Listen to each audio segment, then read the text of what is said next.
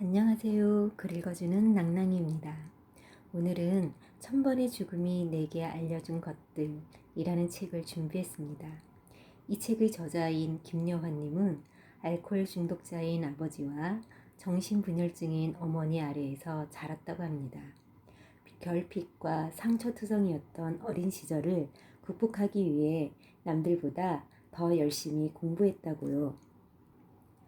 대학교 2학년 때 결혼을 해서 아이를 낳고 13년 동안 전업주부로 살다가 39이라는 나이에 다시 공부를 시작했고 지금의 호스피스 의사가 되었다고 합니다. 김여환 저자님의 인생을 살아가는 용기와 뜨거운 의지에 감탄합니다. 저자는 이 책을 통해 호스피스 병동에 대해 우리들이 가지고 있는 잘못된 선입견을 바로잡아주고 죽음을 앞둔 환자들을 통해 삶을 더 긍정적으로 바라보게 합니다. 저 역시 이 책을 접하기 전에는 호스피스 병원을 일반 요양병원과 같다는 인식을 가지고 있었습니다. 하지만 이 책을 읽고 나서는 내가 잘못 인식한 부분에 대해 다시 생각하게 되었고 자원봉사자들의 가슴 따뜻한 활동에 대해 생각해보는 시간을 갖게 되었습니다. 그리고 자신의 죽음을 받아들이는 죽음의 5단계로 첫 번째로 부정을 하고 두 번째로 분노하며 세 번째로 타협이 이루어지고 네 번째로 우울을 거쳐 마지막 단계인 수용의 단계까지 있다는 것도 알게 되었습니다. 이 과정을 깊이 생각해보니 주변 환자들, 아픈 사람들의 감정 기복을 이해할 수 있고 그러다 보니 그들을 더 친절하게 대할 수 있을 것 같더라고요. 역시 많이 알아야 이해의 폭도 넓어지나 봅니다. 이 책에는 여러 환자분들의 사연과 좋은 내용들이 많은데 그중 네 부분을 골라 읽어드리겠습니다.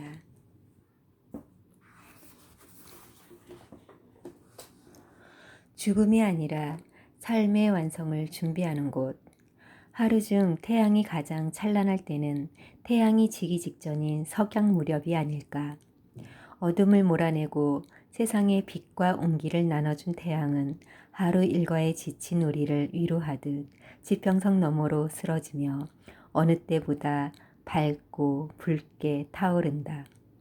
죽음 직전의 시간은 종종 석양에 비유되지만 마지막이라는 부정적인 의미 때문인지 우리는 석양의 황금빛 대신 어두운 검정색을 떠올린다. 무채색으로 뒤덮인 인생의 석양에 본래 색깔을 찾아주는 일. 나는 컬러풀 호스피스를 하고 싶다.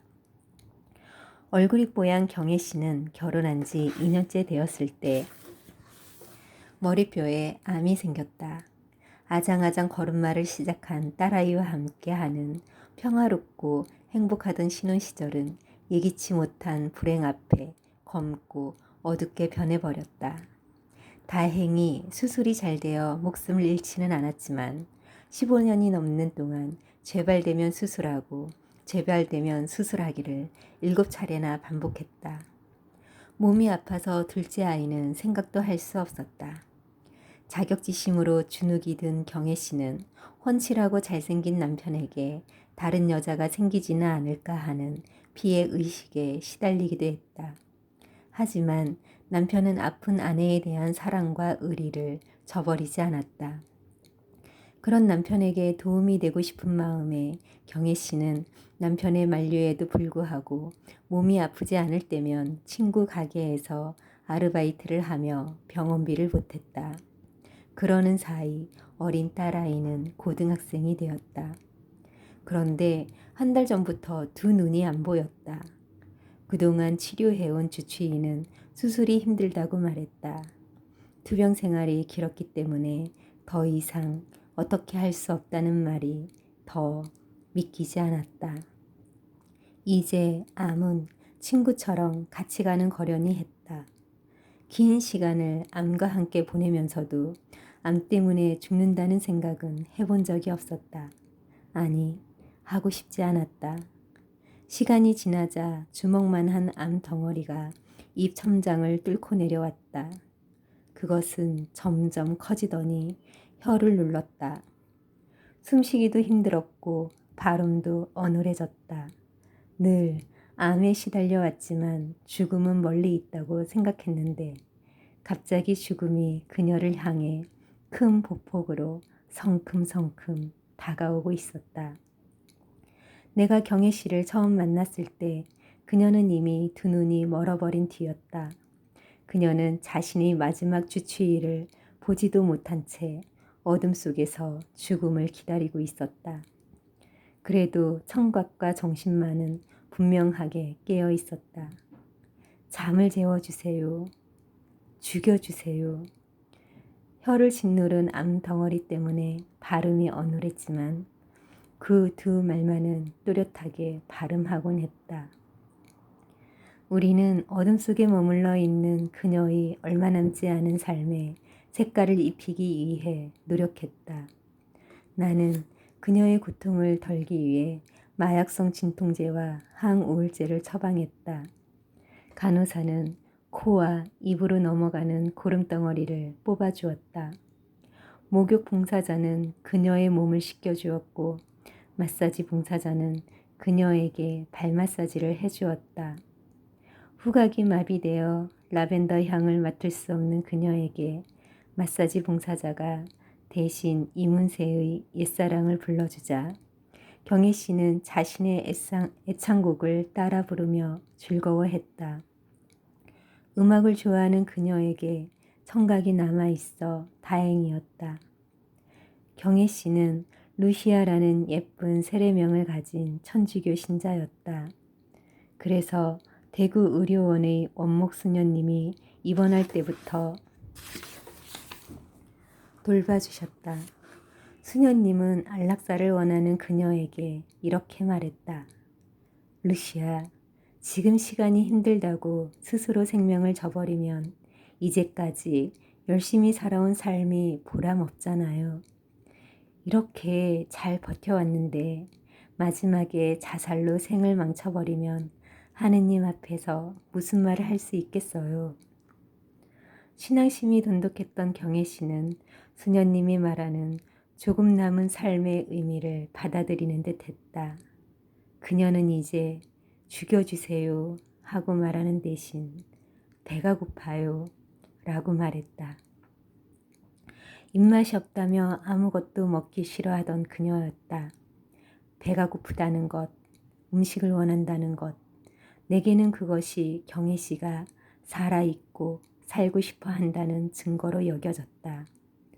남편은 입속의 암덩어리를 피해서 주사기로 포도주스를 넣어주었다.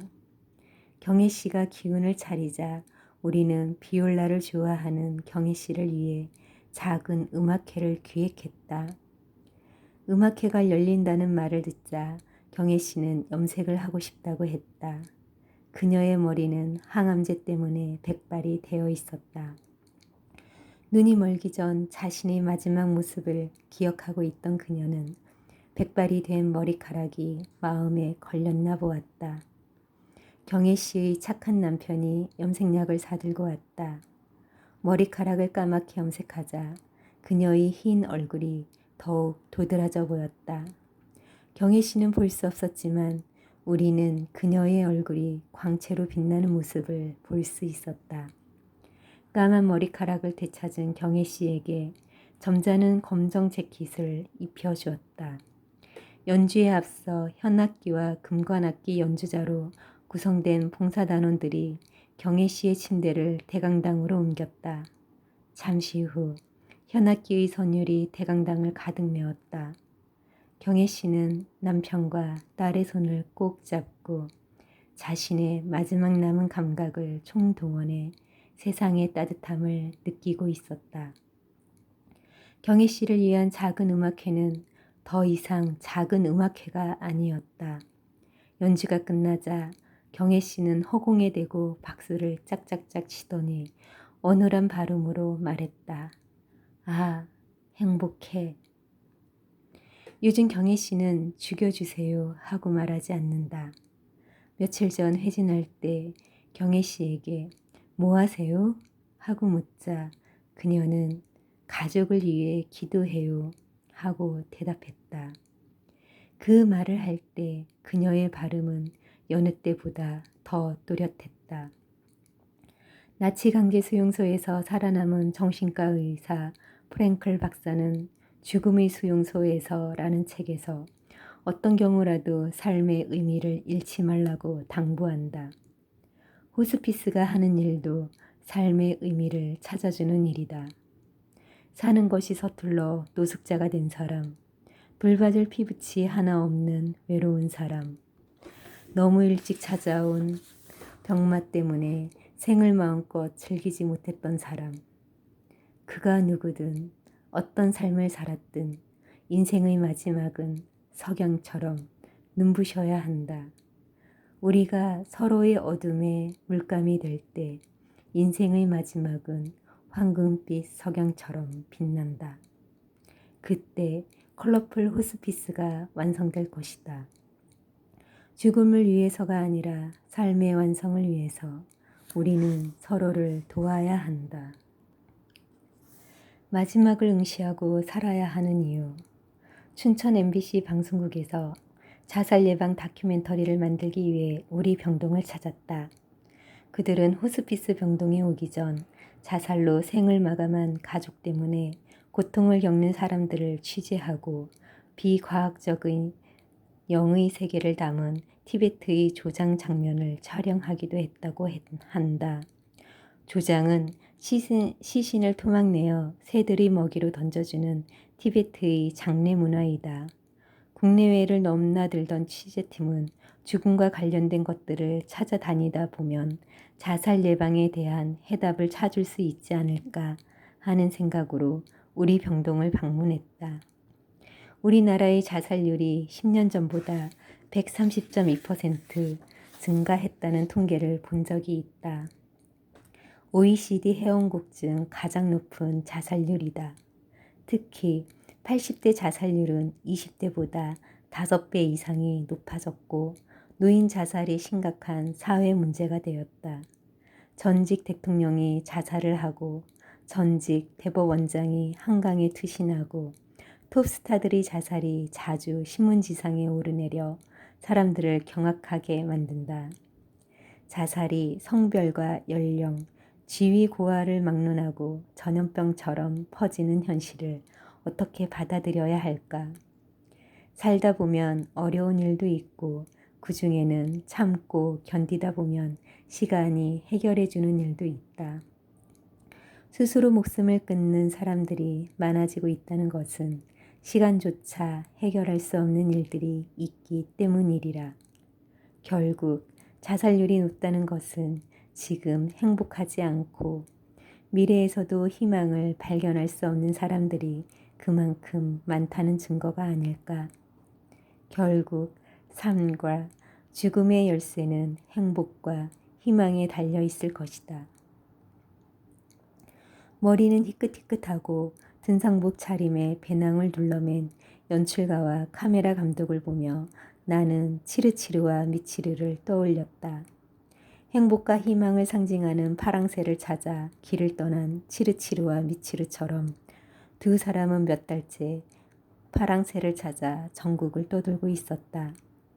연출가가 지금까지 수많은 죽음을 지켜본 나를 인터뷰하고 싶다고 해서 나는 텅 빈 임종실로 그들을 안내했다. 임종실은 처음이시죠? 내가 묻자 두 사람은 고개를 끄덕였다. 연출가가 난생 처음 들어와 본 임종실을 둘러보며 말했다. 얼마 전에 장모님이 돌아가셨는데 그때는 임종실이 아니라 중환자실이었어요. 이렇게 넓고 편안한 공간이 있다는 걸 오늘 처음 알았네요. 보통 사람들은 살아있는 동안 이곳에 올 일이 없으니까요. 저는 직업상 자주 옵니다. 내 말에 그들은 소리 없이 웃었다. 우리는 임종실 소파에 앉아 긴 인터뷰를 시작했다. 내가 호스피스 병동에 근무했던 지난 수년 동안 1000여 명의 사망 진단서가 나갔다. 나는 이곳에서 평생 본 죽음보다 수십 배는 더 많은 죽음을 지켜봤다. 사망을 선언하는 것은 호스피스 의사에게 흔한 일이다. 호흡이 잦아들고 심장이 멎는다. 환자의 몸에는 아직 온기가 남아있지만 나는 그의 심장이 멈췄다는 사실을 말해야 한다. 12월 23일 오전 10시 45분에 떠나셨습니다. 자꾸 하다 보면 익숙해질 줄 알았다. 그러나 아무리 반복되어도 무감해지지 않는 이별처럼 사망선언도 그러했다. 고인에 대한 예의를 차리기 위해 임종실에 들어가기 전에는 냄새나는 음식도 먹지 않았고 환자가 마지막까지 고통스럽지 않도록 최선을 다했다. 그래도 나는 내 환자의 죽음에 담담해지지 않았다. 아니, 시간이 지날수록 더 무서워졌다. 나는 내가 느끼는 공포감을 보호자들에게 들키지 않으려고 표정을 지워버렸다. 눈 감은 환자의 얼굴을 외면한 채 일직선이 찍힌 심전도 종이만 만지작거렸다. 핑계일까? 죽음은 수십 시간의 호스피스 교육으로 배울 수 있는 게 아니었다. 의사이기 이전에 나는 죽음이 두려운 살아있는 사람이었다. 임종실의 주인공이 된 내 모습을 떠올렸다. 훗날 그 상상이 실제가 되리라는 불편한 진실을 나는 내 환자의 죽음을 통해 공포와 두려움을 겪고 난 뒤 마음으로 받아들였다. 누군가 영혼이 떠난 내 육신을 무서워한다고 생각하니 서글펐다. 심장이 멎은 환자들과 나를 동일시하자 언제부터인가 환자의 죽음이 무섭지 않았다. 이제 나는 삶의 짐을 내려놓은 평화로운 얼굴을 바라보며 사망 선언을 한다. 그의 밤에 내 뺨을 부비고 여전히 따뜻한 손을 잡아준다. 내 앞에 있는 죽음은 미래의 나이기도 하다. 55살의 말기 담낭암 환자인 종국 아저씨는 용기 있는 사람이었다. 황달 때문에 얼굴은 노랗다 못해 검게 번해버렸지만 180cm가 넘는 훤칠한 키에 쌍꺼풀이 크고 서글서글한 눈매는 그의 선량함을 그대로 드러냈다. 그는 몸에 담즙을 배출하는 관과 소변줄을 꽂고 있었는데 그런 상태에서도 수액제를 걸어두는 기구의 바퀴까지 손질할 만큼 부지런했다. 틈만 나면 침구를 정돈하고 병동 구석구석을 쓸고 닦았다. 환자가 일하는 게 안쓰러워 내가 시설관리팀에 부탁하라고 말하면 좋아서 하는 일이라고 웃었다. 얼마 남지 않은 삶을 병동에서 봉사하며 지내는 종국 아저씨 덕분에 그가 입원해 있는 303호실은 늘 밝은 분위기였다. 그가 퍼뜨린 활기가 303호실 문을 넘어 온 호스피스에 퍼져나갔다. 종국 아저씨는 최고의 상담자이기도 했다. 그는 죽음을 받아들이지 못하는 환자들에게 죽음을 수용해야 하는 이유에 관해 말해주었고 긴 투병 생활에 지쳐있는 사람들을 위로하고 격려했다. 암에 걸리지 않은 내가 환자에게 죽음의 수용에 대해 설명하고 그들의 공감을 이끌어내는 건 어려운 일이지만 수용 단계에 다다른 종국 아저씨의 이야기는 환자들에게 큰 공감을 이끌어냈다. 종국 아저씨가 계셔서 나는 늘 든든하고 감사했다. 그러던 어느 날이었다. 오후 회진 때 303호실에 들렀더니 종국 아저씨가 학이 그려진 동량화 한 점을 내게 건넸다. 임종실에 살짝 가봤는데 벽이 휑해서 그런지 조금 쓸쓸해 보였어요. 이 그림을 기증할 테니까 임종실 벽에 걸어주세요. 자신의 마지막 공간에 몰래 다녀온 그의 마음은 어떠했을까? 그림은 임종실의 벽면을 모두 채울 만큼 컸다. 결혼할 딸에게 줄 그림은 따로 준비해 두었으니까 걱정하지 마세요. 임종실이 한국적인 분위기면 좋지 않을까 하는 생각이 들어서요. 한국적인 정치가 풍기는 임종실로 꾸미고 싶다는 것은 평소 나의 바람이기도 했다. 나는 나의 소원을 들어준 중국 아저씨의 두 손을 꼭 잡는 것으로 고맙다는 인사를 대신했다. 57살의 동지 아저씨는 몇 년 전만 해도 평범한 회사원이자 두 아들의 아버지였다. 그에게 이전과 전혀 다른 삶이 닥쳐온 것은 3년 전 오른쪽 아래턱에 밤톨만한 암이 생기면서부터였다. 그는 암을 제거하고 허벅지 살을 떼어서 이식하는 대수술을 받았다. 암은 없어졌지만 턱에 허벅지 살을 붙이고 나니 혹부리 영감의 얼굴과 다를 바 없었다. 일상생활을 하는 데는 아무 지장이 없었지만 그는 흉측해진 얼굴 때문에 집 밖으로 나가지 않았다. 얼굴이 이렇게 될 줄 알았으면 수술하지 말 걸 그랬다고 후회도 했다.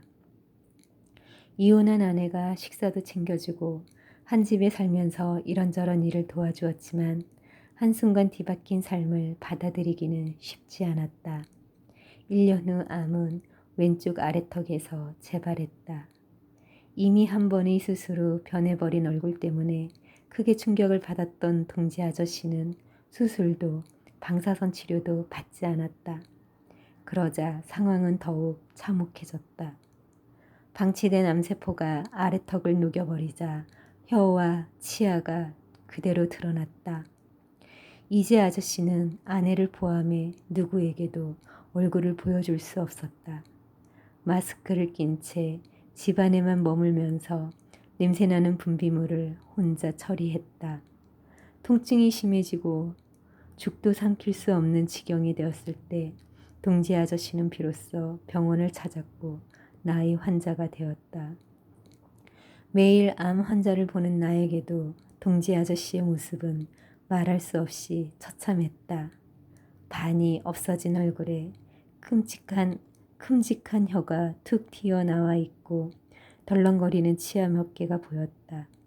그의 얼굴은 해부가 끝난 카데바처럼 변해 있었다. 불행인지 다행인지 동지 아저씨의 정신은 보통 사람들과 다를 바 없이 맑았다. 수없이 자살을 생각했던 그는 그러나 나의 다른 환자들처럼 생명의 에너지가 다하는 순간까지 살았다. 두 아들이 결혼해서 잘 살고 있어요. 죽을 때 죽더라도 자살은 할 수 없어요. 애들한테 상처가 될 테니까. 나는 글을 쓸 때 첫 문장보다 마지막 문장을 먼저 생각한다. 마지막 문장을 생각한 뒤 글을 써나가면 흐름의 일관성이 생기고 글 전체가 한 호흡으로 연결되기 때문이다. 인생도 글쓰기와 다르지 않다. 자신의 마지막을 응시하는 것은 삶의 일관성을 부여하는 일이다. 자기 생의 흐름을 보면 힘든 일을 극복할 용기 또한 생긴다. 혹시 자살을 생각하고 있다면 목숨을 담보로 고민하는 그 일이 마지막 순간 가슴에 안고 갈 가치가 있는 것인지 한 번만 더 생각해 보았으면 좋겠다. 도저히 이겨내지 못할 것 같은 시련이 닥쳤다고 모진 마음으로 스스로 목숨을 끊어버리면 인생은 그 자체로 비극이 된다. 말기암 환자가 되면 상상할 수 없는 통증 때문에 사는 것이 죽는 것보다 힘들게 느껴지기도 한다.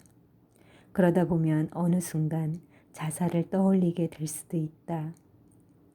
그러나 중국 아저씨는 자신과 다른 사람들이 마지막 순간을 위해 임종실에 그림을 선물했고 동지 아저씨는 자신의 고통을 아들들이 받을 상처와 끝내 맞바꾸지 않았다.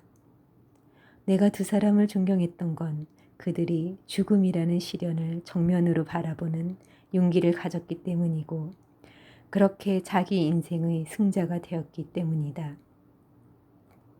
내가 만약 얼굴에 변형이 오고 온몸에 황달이 와서 피부가 노란 낙엽처럼 변해도 그들처럼 마지막까지 최선을 다할 수 있을지 나 자신에게 물어본다. 의사는 오히려 병의 결과를 잘 알기 때문에 더 두려워하고 마지막 모습이 더 추하다고 생각할 수도 있다. 손쉽게 포기하는 방법도 잘 알고 있다. 그러나 나는 이 두 남자를 보고 생명의 건전지가 닿을 때까지 최선을 다해 살아야 한다는 것을 알았다. 의학적 지식이 조금 많은 것 외에 내가 환자보다 잘난 것은 아무것도 없다는 것을 깨달았다. 죽음이 우리를 찾아오기 전에 우리가 먼저 죽음을 찾아가지는 말아야 한다. 누가 그러지 않았던가. 해탈은 죽음이 아니라 힘든 삶을 의연하게 살아가는 것이라고. 죽음이라는 블랙홀이 흔적도 없이 우리를 삼킬 때까지 인간의 존엄성을 잃지 말고 그저 살아야 한다. 인생이 캄캄한 터널을 헤매는 것처럼 느껴질 때 아무리 걸어도 새하얗게 빛나는 터널의 끝이 보이지 않을 때 우리는 죽음을 생각한다. 하지만 우리는 어두운 터널을 하염없이 걸어가는 순간에도 인생의 비밀을 찾아내기 위해 노력해야 한다. 아무리 많은 사람을 만나고 오랜 시간을 살아도 그 속에 숨은 비밀을 찾아내지 못한다면 삶은 허망하고 무미건조한 것일 수밖에 없다. 우리 마음속의 비밀을 만나기 위해 노력해야 하는 이유는 그 비밀이야말로 우리가 마지막까지 간직해야 할 우리의 꿈일지 모르기 때문이다. 길고 긴 인터뷰가 끝나가고 있었다. 창밖으로 어둠이 밀려들자 윤정실도 어둠 속으로 고요하게 가라앉았다. 취재팀을 배웅하며 나는 그들이 삶과 죽음의 비밀을 간직한 호스피스 병동에서 파랑새를 찾았기 바란다. 치르치르와 미치르가 그토록 찾아 헤매던 파랑새가 결국 그들 가까이에 있었던 것처럼.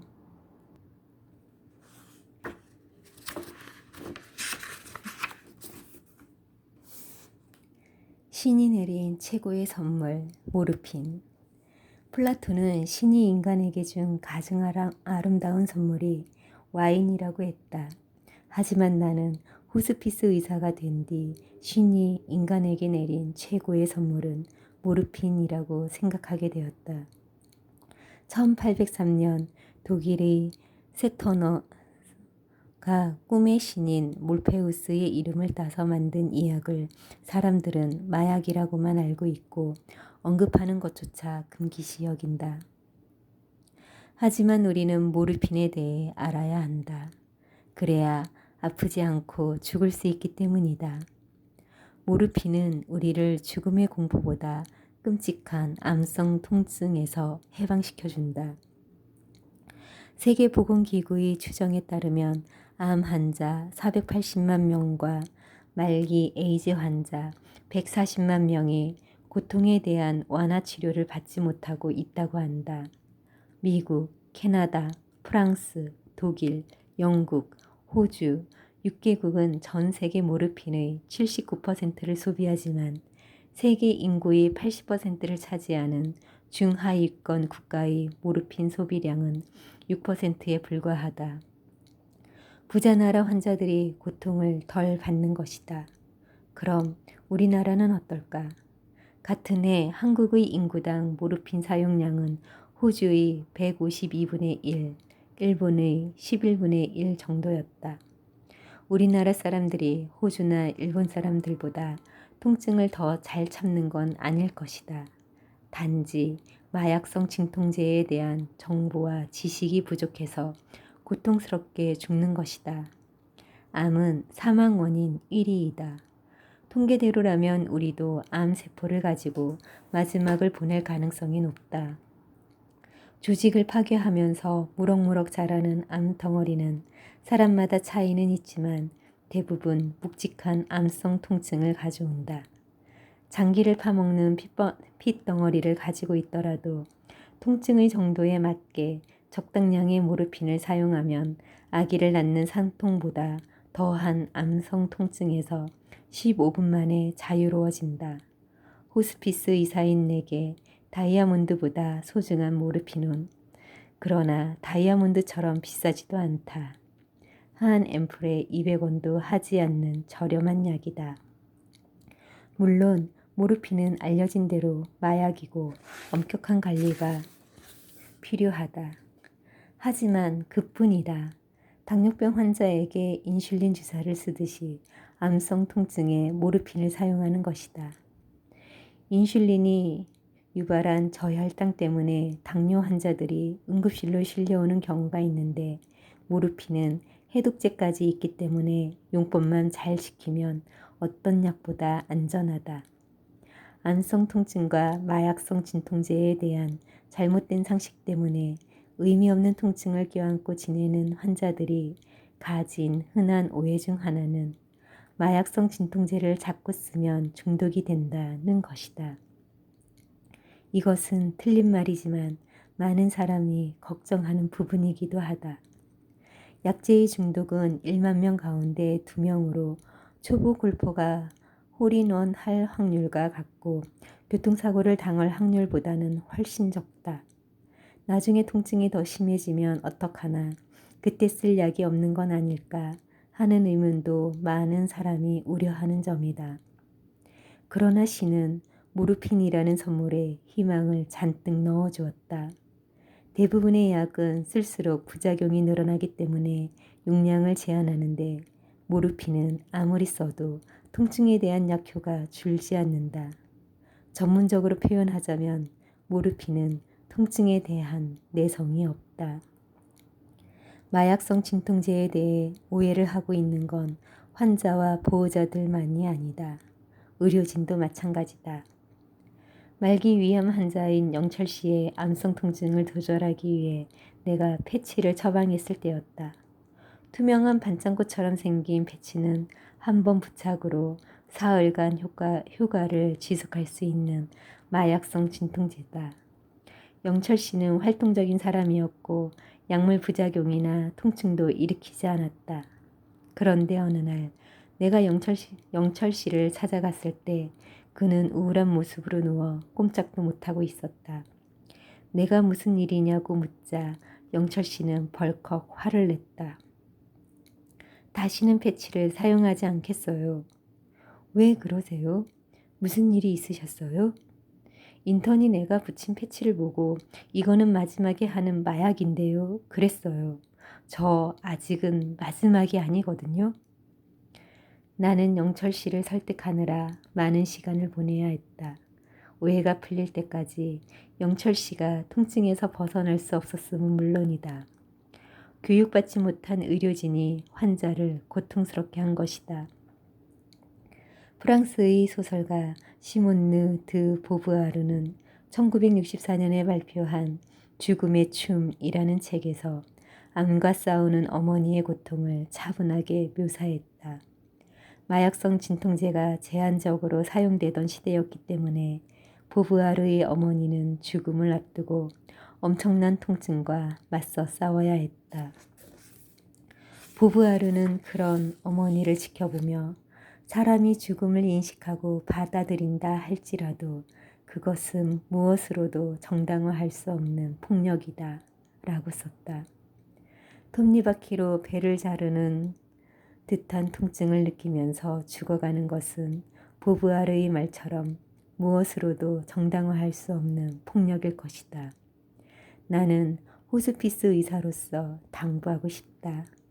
언젠가 당신에게 그때가 오면 신이 내린 최고의 선물 모르핀을 거절하지 말고 받아들이라고.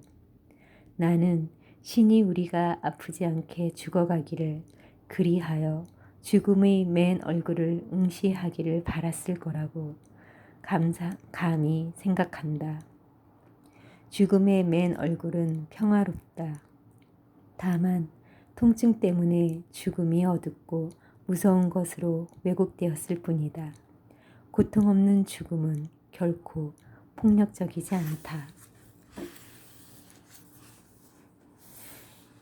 좋은 죽음이란 요즘 어르신들이 소망은 9988-234란다.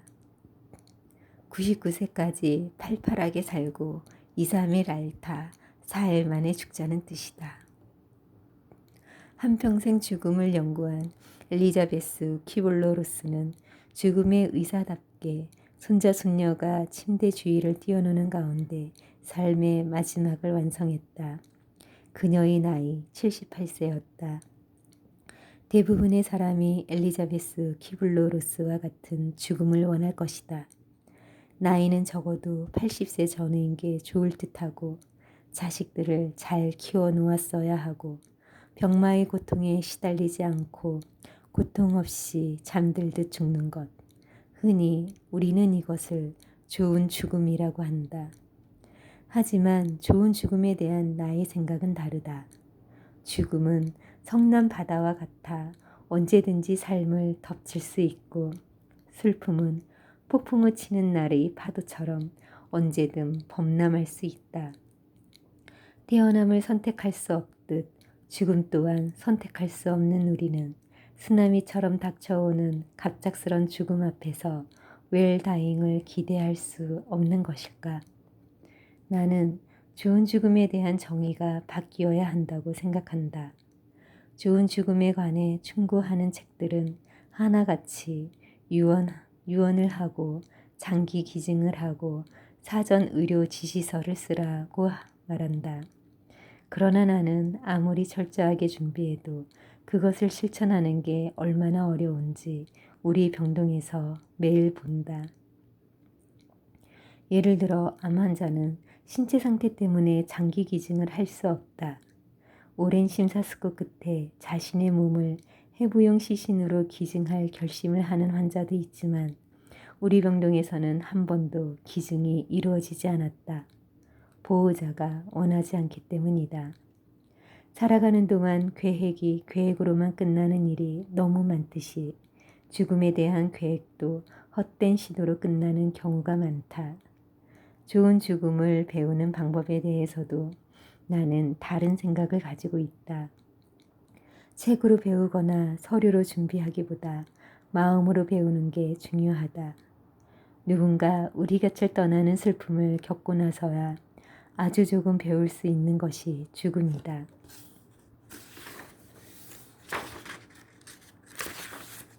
그렇기 때문에 우리는 서로가 서로에게 스승이 되어야 하는 운명이다.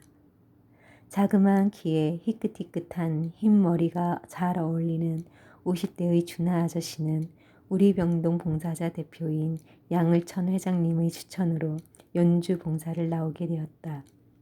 기독교 신자인 그는 우리 병동에 봉사를 다니기 전에도 교회 사람들이 장례식장에서 하관 때 색소폰 연주를 했다고 한다. 산에서 들려오는 감미로운 색소폰 소리는 장례식에 참석한 사람들의 슬픔을 위로해 주었을 것이다. 그는 연주 솜씨만 멋진 게 아니라 매주 교회에서 하는 무료 급식에 참여해 밥을 나르는 따뜻한 사람이기도 했다. 그가 호스피스 병동에 오는 목요일이면 병원에는 케니지의 멋진 연주곡이 울려 퍼졌다. 다른 병동의 환자들까지 그의 연주를 들으러 호스피스 병동으로 몰려들었다. 그가 우리 병동에 봉사를 나온 지 3개월이 지난 어느 날 양을천 회장님이 전화를 걸어 다급한 목소리로 말했다. 준하 아저씨가 사고를 당해 우리 병원 장례식장인 국화원에 있다는 것이었다. 지난주만 해도 활기찬 얼굴로 평온관에 와서 환자들의 마음을 다독여줬던 그였는데 유난히 비가 많이 왔던 그 여름 준하 아저씨가 떠나던 날에도 한치 앞을 분간할 수 없는 폭우가 쏟아졌다. 그는 포항에 사는 아버지의 가수원에 농약을 치고 돌아오다가 빗길에 차가 전복되는 사고를 당했다. 그 길로 손을 써볼 새도 없이 떠나버린 것이었다. 준하 아저씨의 갑작스런 죽음은 그를 아는 모든 사람들에게 큰 충격이었다. 나 또한 그를 안 지 얼마 되지는 않았지만 머리를 둔기로 맞은 듯 멍했다. 병동 식구들과 함께 장례식장을 찾았을 때 우리는 준하 아저씨의 환한 미소를 국화꽃 다발 속 영정사진에서 볼 수 있었다. 아직 젊은 그의 아내와 고등학생으로 보이는 딸이 조문객을 맞이하고 있었다. 들보아야 할 이들이 있어 마지막 길을 떠나는 준하 아저씨의 발걸음이 무겁지 않았을까. 그러나 갑작스런 죽음에도 불구하고 장례식장의 분위기는 차분하고 조용했다. 준하 아저씨가 평소에 보여준 삶의 태도 때문인 듯 했다. 사람들은 준하 아저씨가 천국에 갔을 거라고 했다. 나도 비를 뿌리는 먹구름 뒤에서 준하 아저씨가 웃는 얼굴로 나를 지켜보고 있는 듯한 상상에 빠졌다. 준하 아저씨의 죽음은 보통 사람들이 원하는 죽음과 큰 차이가 있을 것이다. 하지만 그의 마지막은 내가 목격한 수많은 죽음 중 가장 좋은 죽음이었다. 조용히 흥행무리를 했던 영화 울지마 톤즈는 아프리카의 아이들을 위해 벽돌을 구워 병원을 짓고 아이들의 미래를 위해 학교를 꾸려나가는 이태석 신부님의 삶을 담고 있다. 이태석 신부님은 대장암에 걸려 짧은 투병 생활을 하다가 죽음을 맞이했다. 눈물을 보이는 것을 수치로 여기는 딩카족 주민들이 이태석 신부님의 영정을 들고 음악을 연주하며 행진하는 모습은 나를 숙연하게 만들었고 사랑과 소통에 대해 다시 한번 생각하게 했다. 이태석 신부님의 죽음이 멋진 것은 죽음 이전에 빛나는 생이 있었기 때문일 것이다. 최선을 다해 남에게 기쁨을 주며 살았던 사람은 갑작스런 죽음을 걱정하지 않는다. 그의 생이 우리에게 알려주는 것들 중 하나는 결국 좋은 죽음은 좋은 삶에서 비롯된다는 진실이다. 좋은 삶을 완성하기 위해서는 자신의 마지막을 상상해야 한다. 좋은 죽음이 좋은 삶에서 비롯되는 것처럼 좋은 삶은 좋은 죽음을 상상하는 데에서 시작된다.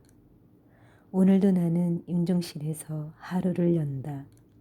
죽음과 가까이 지내면서 나는 예전보다 강해졌고 열정적으로 살아갈 용기를 얻었다. 죽음은 평생을 함께한 육신과 영혼이 분리되는 일이자 사랑했던 모든 것과의 영원한 이별이다. 하지만 좋은 이별은 잃는 것이 아니라 얻는 것이다.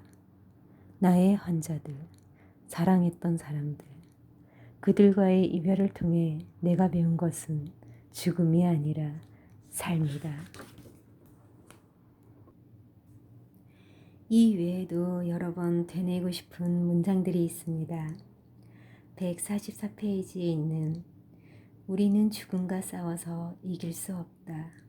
죽음과의 싸움을 통해 우리가 깨닫게 되는 것은 어쩔 수 없이 내가 패배하리라는 절망스러운 예감뿐이다. 싸우는 동안에는 지치고 상처투성이가 되지만 싸움을 멈추면 삶이 보인다. 그때 비로소 우리는 최선을 다해 하루하루를 살아갈 수 있다. 174페이지에 있는 호스피스 활동은 우리가 자신의 외로움을 견디고 타인의 외로움을 껴안는 방법이다.